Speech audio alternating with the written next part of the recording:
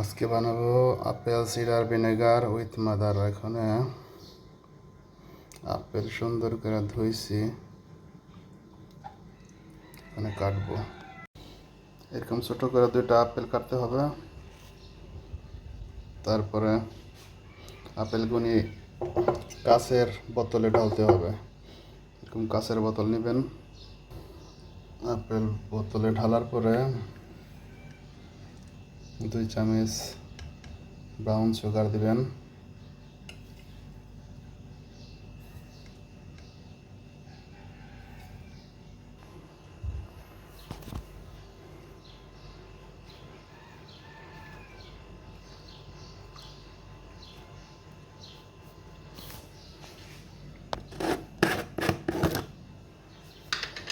চিনি আর একটু বেশি দিতে হবে।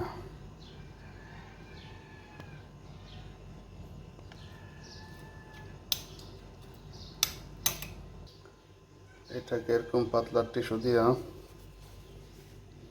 বা পাতলা তেনা দিয়া এরকমভাবে রবার দিয়ে বাঁধতে হবে।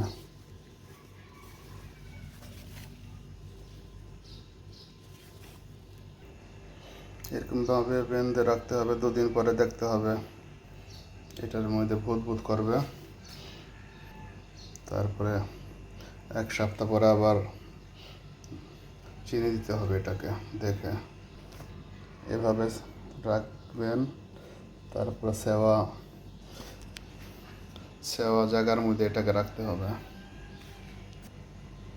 এখন আর খোলানো যাবে না। 2 দিন পরে চেক করতে হবে এটাকে ফেনা উঠছে কিনা।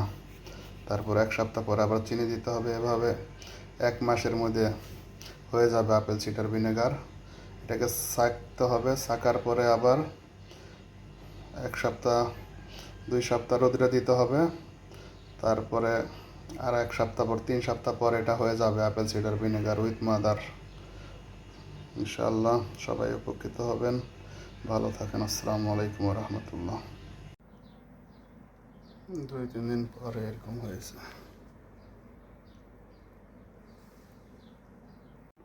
মাশাআল্লাহ, নিজে তৈরি করে ফেললাম apple cider vinegar with mother.